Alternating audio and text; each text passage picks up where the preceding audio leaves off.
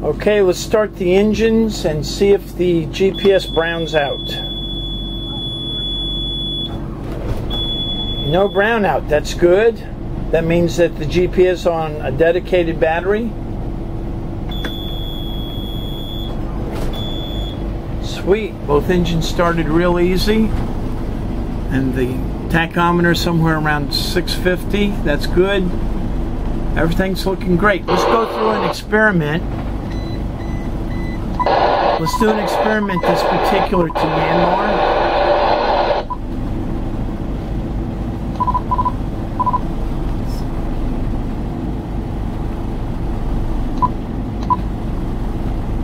There we go. Okay, let's turn the key off.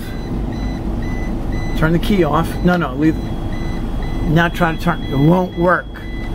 So the problem with Yanmars, and it's not a problem, you've got to understand that electrical kill switch won't work if there's no electricity.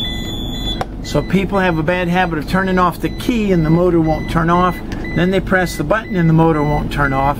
So you've got to turn the key into the on position and then push the button to turn it off. So that's just a tricky situation with Yanmar. Okay, so we're sweet. We're doing good.